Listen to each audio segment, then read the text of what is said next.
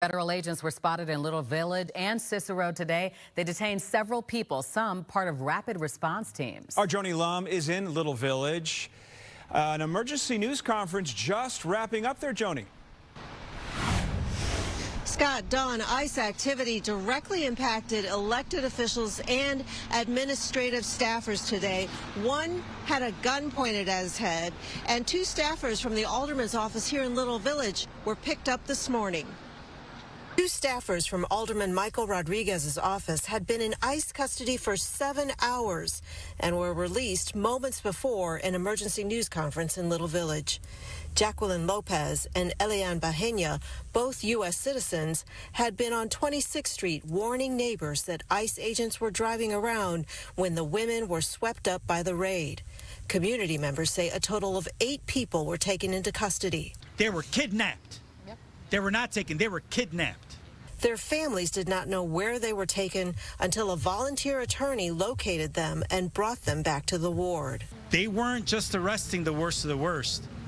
They were arresting tamaleros, they were arresting food vendors, they're arresting citizens of the United States who've never committed any crimes whatsoever. And it has people terrified and fearful, but it also has community leaders resolved once again to demonstrate that we will not be intimidated. On Tuesday, State Representative Han Nguyen found himself surrounded by federal agents when he rode through Albany Park, warning the public that agents were hunting for targets. He said he remained in the car, held his hands up, and repeated his name and title to them. I'm State Representative Han Nguyen. I'm State Representative Han Nguyen. 6 agents came out of those 2 cars.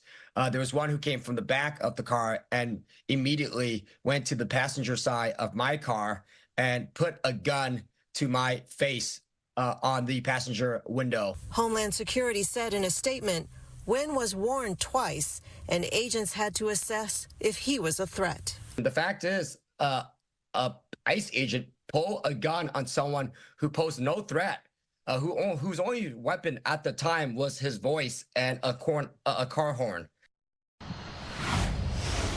Representative Nguyen said that by driving around and honking the horn, he was able to stop agents from picking up tamale vendors, landscapers, and day laborers in Albany Park.